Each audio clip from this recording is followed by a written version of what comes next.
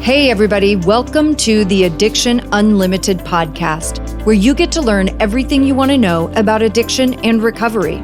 I'm your host, Angela Pugh, co-founder of Kansas City Recovery, life coach, and recovering alcoholic. To learn more about me, you can listen to episode 0 on your podcast app or find us on the web at addictionunlimited.com. Hey, Sober Fam. Welcome to episode 109 of the Addiction Unlimited podcast. I'm your coach, Angela Pugh, here to provide you the support, community, and guidance you need to get sober and live happy. If you can make a commitment of just 10 to 15 minutes a day, you can change your life in a huge way. It sounds too simple, I think, but it is the truth. In today's episode, we're going to talk about the 2 choices you have every day of your life. You either choose to feed your recovery or feed your addiction. You know, I put a lot of emphasis on all the little tiny decisions we make throughout our day, the micro decisions. I emphasize this so much because it's all those little tiny decisions you make all day long that create your reality. It's one of the silliest mistakes you make. You think that life is about the big moments, right? The day you got the big job, the day you got married or had a baby, the day you decided to get sober and go to your first AA meeting, or when you graduated from college. But the truth is, in order to graduate college, you had to make thousands of micro decisions. Every day you had to choose to get up and choose to go to class. You had to choose over and over again to do homework, to study, to stay in instead of go out. Not saying you always made the right choice, okay? But you did it well enough to graduate. And that is a constant stream of choices you had to make on a daily basis to get to the graduation. Think about it in the context of a relationship. Relationships are really hard. You have to choose every day to work on your relationship. You have to make compromises. Sometimes you have to do things you don't necessarily want to. You have to practice forgiveness and patience, and you have to challenge yourself to be a better person and less selfish, and a million other things. These are micro decisions that you make all day, every day. And sobriety works exactly the same way. That is going to be our deep dive today. But first, let's do a shout out. This is a bit of gratitude from me to all of you who have gone over and signed up for the Sober Vision workshop. You know you need a plan, a different way to live, especially now that you aren't pumping all of your time and money into alcohol. You want to get rid of that unhealthy self-critic, and maybe you haven't done it because you don't believe you can get there. In the very wise words of one of our Facebook group members, it's like trying to run a marathon when you can't even run to the lamppost. I'm so proud of you guys for wanting to get into this topic and figure out your vision for your future. And that is my shout out to all of you who want to get in this, dig deep, and make bold moves to ensure you get the sobriety you want. And I can't wait to meet you in the workshop. If you want to sign up to get more information, this is not a sign up for the actual workshop, but just signing up to let me know that you want more information about it when we set the date and all that good stuff. Go sign up at www.myrecoverytoolbox.com/108 because it was episode 108. Okay, again, this is just to let me know that you want to get an email when we schedule the workshop. It's no commitment to anything. www.myrecoverytoolbox.com/108 because it was episode 108 last week. So let's get into this. Everything you do, you're either feeding your recovery or feeding your addiction. I want to share this little story that has been around forever, and you may have heard it or some version of it. It's called The Fight of Two Wolves Within You. Here goes. An old Cherokee is teaching his grandson about life. "A fight is going on inside me," he said to the boy. "It is a terrible fight, and it's between two wolves. One is evil. He's anger, envy, sorrow, regret, greed, arrogance, self-pity, guilt, resentment, inferiority, lies, false pride, superiority, and ego." He continued, "The other is good. He is joy, peace, love, hope, serenity, humility, kindness, benevolence, empathy, generosity, truth, compassion, and faith. The same fight is going on inside you and inside every other person too." The grandson thought about it for a minute, and then he asked his grandfather, "Which wolf will win?" The old Cherokee simply replied, "The one you feed."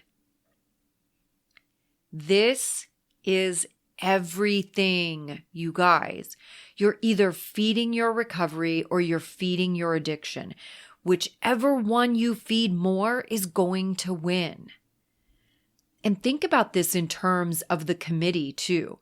You're either feeding the negativity of the committee or you're fighting against the negativity and retraining it. You know, we've talked about many times the specific circumstances your addiction needs to thrive. It needs you to feel bad about yourself.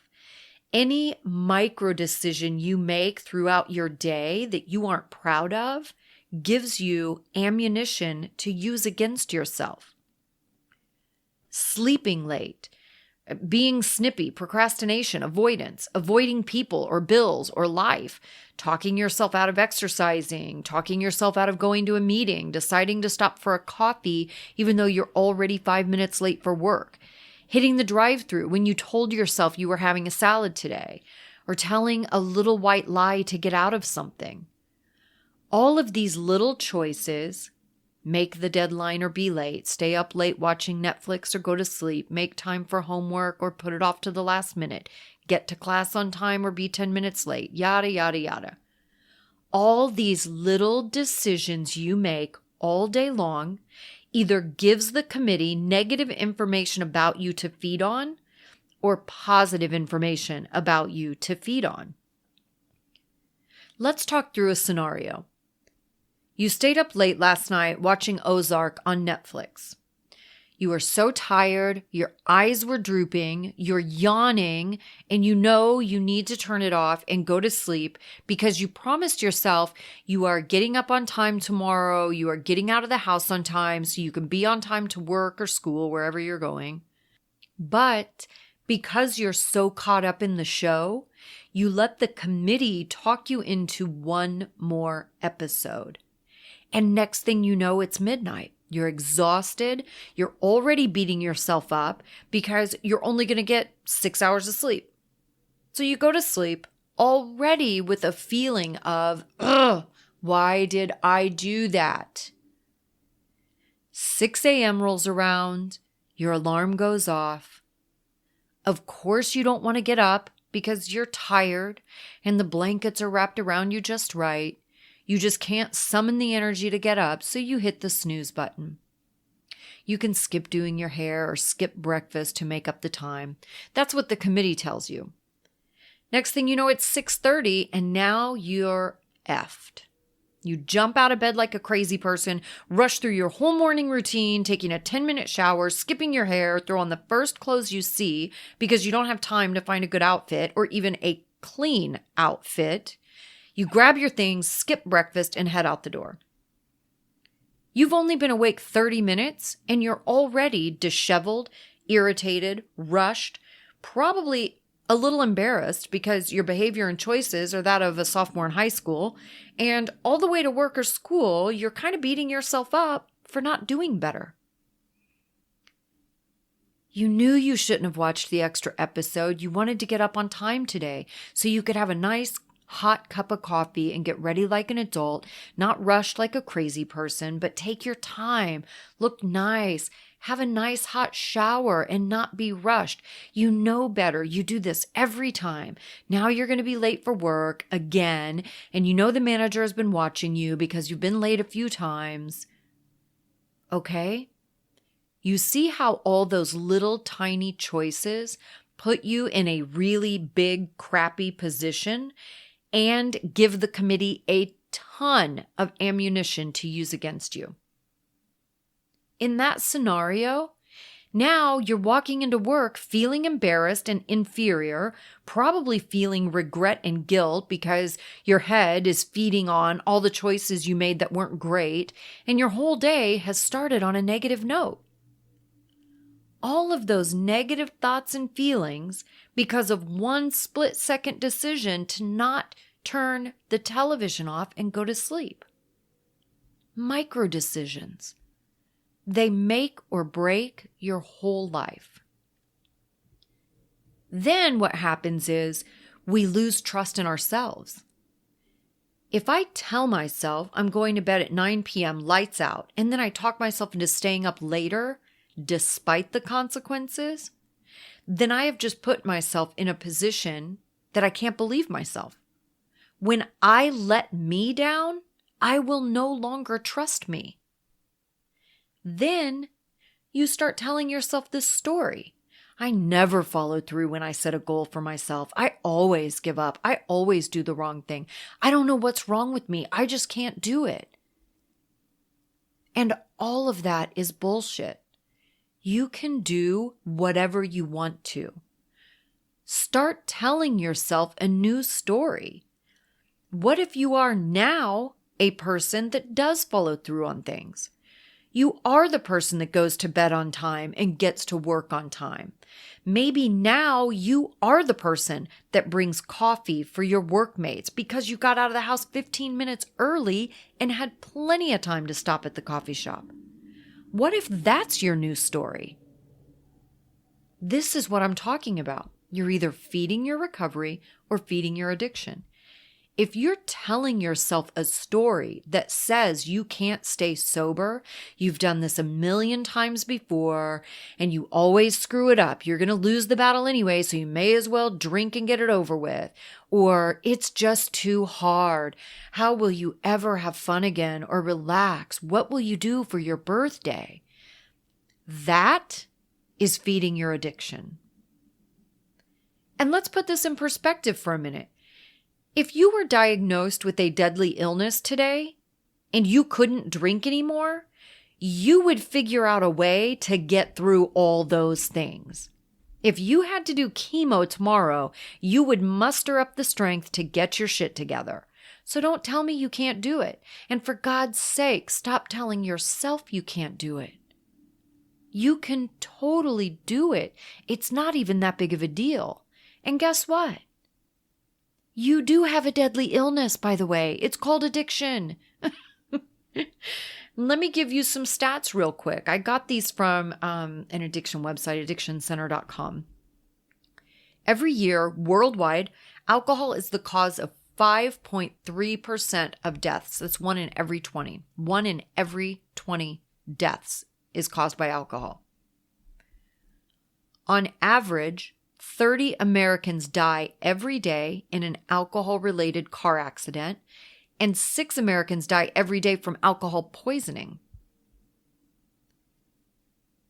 An estimated 88,000 people die from alcohol-related causes annually, making alcohol the third leading preventable cause of death in the United States. The first is tobacco, and the second is poor diet and physical activity. And what other categories do a lot of addicted people fall into? A lot of smokers, eating like shit and not exercising. We're a freaking statistic. If you're an alcoholic, you're in the top 3 preventable causes of death. Maybe some of you don't smoke, but smoking is another form of self-hatred, just like addiction and overeating and everything else we do on purpose that we know is causing harm to us. You can't make a decision every day to do things that you know are killing you and have a healthy self-esteem. Obviously, you don't like yourself or you wouldn't be killing yourself. That was a very eye-opening piece of information for me in my 20s. And I think it was Oprah talking about it on her show. And she said, all those things we do, anything we overdo, anything we do to ourselves that is harmful is a form of self-hatred. And I get that because I absolutely hated myself. I was really pretty and funny and outgoing, and from the outside, you would have thought I loved myself, but on the inside, I hated me because I made crappy choices every day. I did things I knew weren't right. I lied to people all the time. I borrowed money from people with no intention of ever paying it back. I picked horrible boys to date, even when I knew they were horrible. I smoked cigarettes. I drank like a crazy person. I ate like shit. I had no education or ambition. I was incapable of functioning like an adult, and all I cared about was myself, what I wanted when I wanted it. How do you live like that if you like yourself? You don't. Now that I like myself, I go to bed early and I get up early because I want to do a lot of cool things for you guys. I want to record videos for you and create cool worksheets and workshops, and I want to interact with you and support you. I exercise because I want to take care of my body because I abused it for so many years. I want to eat healthier because I want to nourish my body, who has never given up on me, and I want to be kind to it. I want to have healthy boundaries and healthy behaviors because I don't have time and energy for drama and chaos and gossip and grossness. I would rather be alone than be around people who are unkind or gossipy. That's my healthy boundary. It's just not my vibe. I want to love on people, not beat them up and drag them down. That only makes you feel bad about yourself because you're being shitty. You see what I'm saying? All these little choices are feeding your addiction or feeding your sobriety. When I was living as an unhealthy person, I would isolate myself from healthy people because I felt inferior. I felt jealous of them. I felt guilty and undeserving because I wasn't as good as them. And when I was hungover and going through all the drama of the night before, I would definitely isolate myself because I felt like a loser and I was embarrassed by whatever I did or whoever I made out with or told to fuck off or who knows. But I would isolate and sit in all that shame and beat myself up. This goes back to that certain set of circumstances that addiction needs to thrive. Not only does it need you to feel bad about yourself, but it needs you to isolate and be alone because that's how you are most vulnerable and it can take advantage of you. When you're making these decisions throughout your day, that's how I want you to think about it. Am I feeding my addiction or feeding my recovery?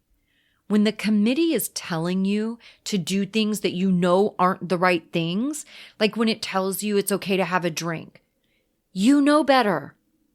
When it tells you you don't have to go to meetings or connect with other alcoholics, you know better.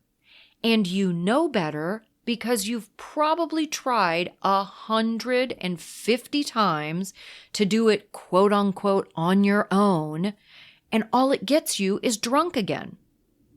Stop lying to yourself and stop letting the committee lie to you.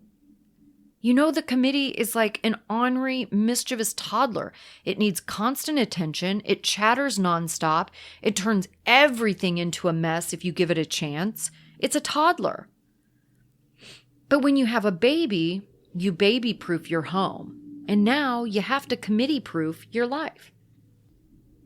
When you look at a 3-year-old, you know he or she is going to do something crazy. They're going to climb something they shouldn't climb or throw your keys in the toilet. And you go out of your way to make sure they can't destroy themselves or your house to the best of your ability anyway, because those little toddlers are fast and they're crafty. But the committee is the same way, crafty and fast. So you have to take extra measures to protect yourself and your sanity. When you're having a moment of struggle, are you going to feed your recovery or feed your addiction? Feeding your recovery would be going to a meeting or going online and connecting with other alcoholics, reading or listening to something uplifting, going for a walk. Feeding your addiction would be getting angry about being an alcoholic, feeling resentful that you can't drink like a normal person, feeling envious of all the other drunks getting drunk and secretly hating them for it, isolating yourself, not talking about having any of those feelings, or isolating yourself and staying away from everyone because you're too scared to tell them you're not drinking anymore. You know, there's a huge difference between being private and being secretive. Being a private person and protecting your personal details is totally acceptable. Being secretive is a different story, because when you're being secretive and hiding details, it's because you feel shame or embarrassment about those details. You don't want to admit something or tell something because you're judging yourself for it, and that makes you believe that others will judge you the same way. That's why secrets will kill you. Secrets are feeding your addiction because they make you feel bad about yourself. Hiding who you are because you fear judgment or fear people won't like you anymore. Let's go back to the list of the evil wolf and see how many of these defects we've got. Let me get my list. All right, here it is. What were they? Anger, envy, sorrow, regret, greed, arrogance, self-pity, guilt, resentment, inferiority, lies, false pride, superiority, and ego. Wow, that's a hell of a list. And I bet if you're spending more time feeding your addiction than your recovery, you're probably in most of these. Let's look at anger. Angry you can't drink like a normal person, and angry at yourself at failed attempts to stop, and angry at your friends or family or your partner because they don't understand. Or envy, envious of others who are drinking without consequences. Envious of the escape and envious of the ease with which they put the drink down and walk away from it. How about sorrow? Feeling like you're breaking up with your true love. Bewildered that it turned abusive on you. Mourning the loss of a long-term relationship that turned toxic. That's sorrow. Or regret. Regret for your behavior, your lowering of your standards when drinking, regret for the loss of time, the years of your life you sacrificed for it, regret for the type of partner or parent you've been, regret for friendships lost or damaged, regret for bad decisions, or for just being a miserable jerk, you know? How about self-pity, feeling sorry for yourself that you have to actually put some effort into something, like your life is over, how will you ever relax and have fun again? Woe is you, your life is so hard. You see how you feed these ideas and feed your addiction? And I didn't even go through the whole list.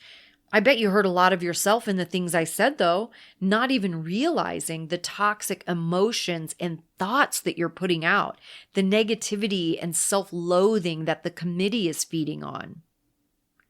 So, how do you go the other way? First, I want you to get really aware of your actions and your choices. How many micro decisions are you making on a daily basis that you don't feel great about? How many of the thoughts I just went through are swirling around in your head? I'm going to make you a cheat sheet for this too. A quick list of all the evil wolf feelings and a list of the good wolf feelings. And I want you to print this out and keep it where you can see it. As you go through your day, let's say 3 times a day, take 2 minutes and look at the cheat sheet. How many of the negatives have you been caught up in? Really think about your thoughts over the last few hours. Have you been angry, resentful, envious? Have you been selfish, which to me is kind of in the same category as greed? I want what I want when I want it. Have you felt inferior or had thoughts of being inferior, thinking you aren't ready to take action on something, or you aren't good enough or smart enough or strong enough or fast enough? Any kind of those you aren't enough thoughts, that's inferiority. What about lies? Have you told any lies, or are you lying by omission? It's just as much a lie when you conveniently leave details out to get the response or outcome you want. It's very manipulative, lying by omission. It's a way to control people and circumstances to feed your ego. So 3 times a day, grab the cheat sheet and do a little 2-minute inventory of your thoughts over the last few hours. How much are you feeding the bad wolf, your addiction? Then I want you to look at the positives. Oh, by the way, we're going to put that cheat sheet at www.myrecoverytoolbox.com/109 because this is episode 109. I guess it doesn't do us any good if I make you a cheat sheet and then don't tell you how to get it. Geez. www.myrecoverytoolbox.com/109. And I will link that in the show notes too. Anyway, let's look at the positives. The good wolf is joy, peace, love, hope, serenity, humility, kindness, benevolence, empathy, generosity, truth, compassion, and faith.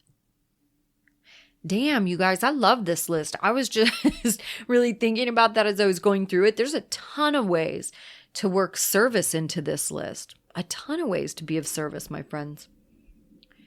All right, what about joy? How often do you catch yourself feeling joy or thinking joyful thoughts?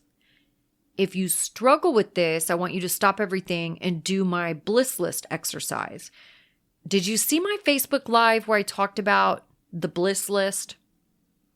Make a list of 25 things that bring a smile to your face instantly, the moment you think about them. Of course, Henry is at the top of my list. My nieces and nephews, the ocean. I love the ocean and its power and all the magic that it holds. And I have some of the greatest life moments with the ocean, scuba diving all over the world. My mom's house at the holidays is on my bliss list for sure. All the family there, the happiness. It's cold outside and warm inside, and the food and the love and the laughter. Make a bliss list. 25 things that make you smile and feel joy instantly. And don't F around on this. If you want to do better and feel better, then you have to do the things that are suggested to you to feel better. If you immediately thought, oh, that sounds silly, I don't need to make a list, I can keep a list in my head. If that was you, get your shit together. Practice some humility and do the work. If you keep a list in your head, what you're going to do is you're going to come up with 3 or 4 things, and you're just going to think of those 3 or 4 things over and over again. Then you're going to get burnt out on your 3 or 4 thing bliss list. There's a reason I say do 25, because I want you to have to really think about it. Take stock of your life and what it really is, and write down those things that make you happy. 25 of them. Stop thinking you're too good or too smart to do the work, or thinking you aren't one of those people that has to ride it out. That's arrogance and superiority, and that goes with the bad wolf. That's the committee lying to you again. I promise you, you are no smarter or better than me, and I do all the work, because there's no such thing as too much help.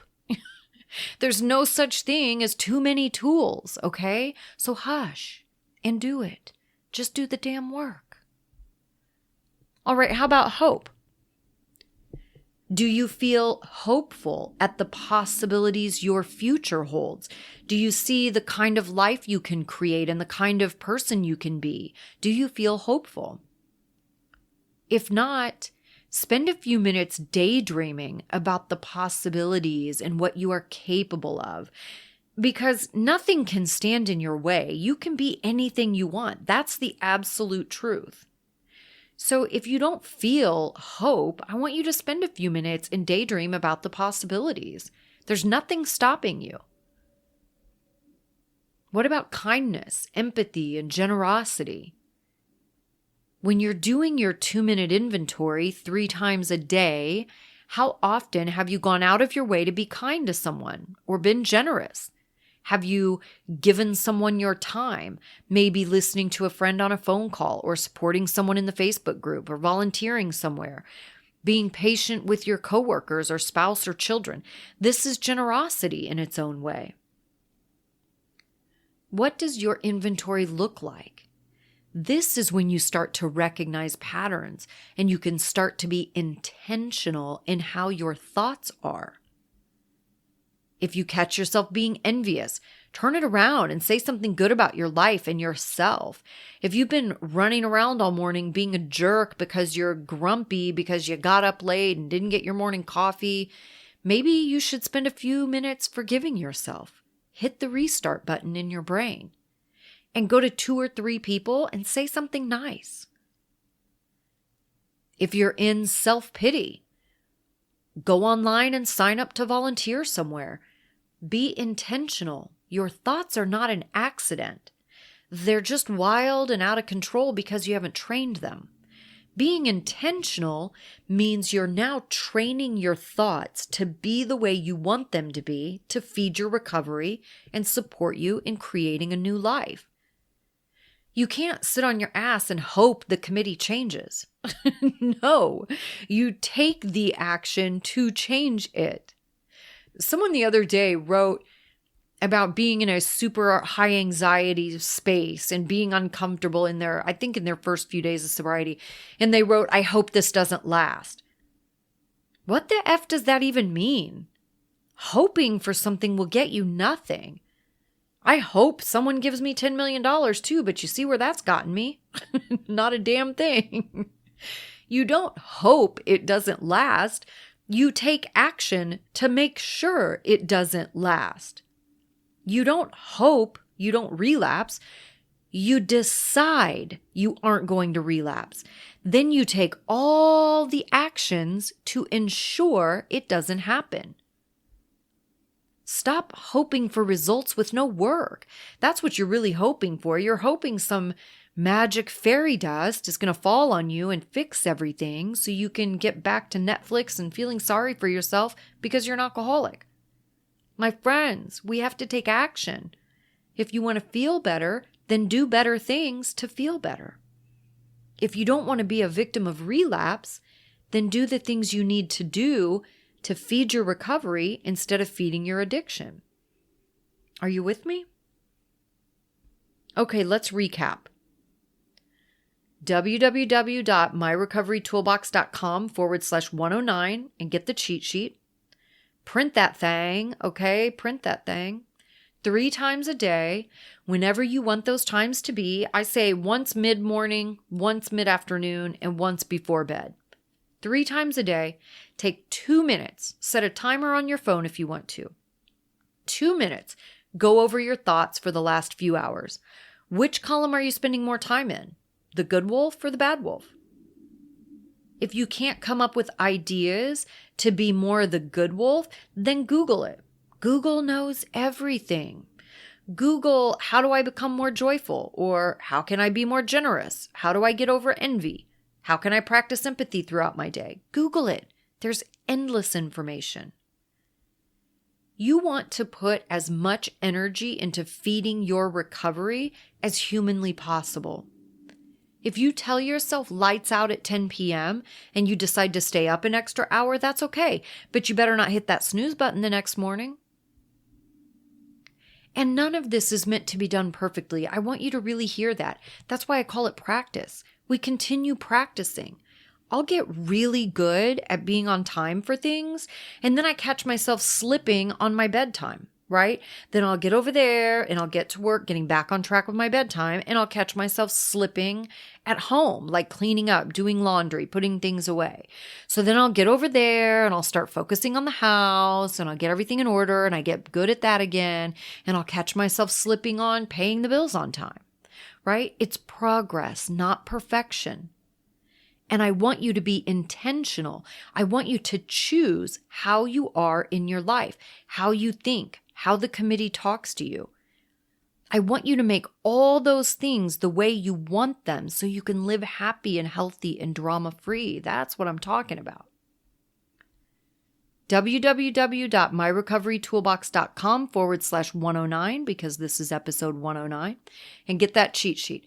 3 times a day, do a 2-minute inventory of what the heck you're doing. Are you feeding the good or feeding the bad? Then let me know what you find out. Which ones are you pretty good at? And which ones do you need some help with? And don't forget, we're in the midst of the double down on your recovery with double episodes each week. So look forward to your bonus episode on Friday. See, there's hope right there. As usual, I will put all the magical links in the show notes to join the Inner Circle membership. It's the best $25 you can spend with tons of great content, 2 online recovery meetings every week. And I look forward to meeting you there. I love getting to meet you. And links to work with me privately and to find the cheat sheet and all the free resources I put together for you too. I hope you are having a fantastic day, and I'll see you on Friday. You've reached the end of another great episode of the Addiction Unlimited podcast. Candid and honest conversation about addiction and recovery. Be sure to visit us at addictionunlimited.com to join the conversation and access show notes and links to everything we talked about. Love this episode? Please take 30 seconds to subscribe, rate, and review on iTunes to help us improve and give you the information you want. Thanks for listening. See you next week.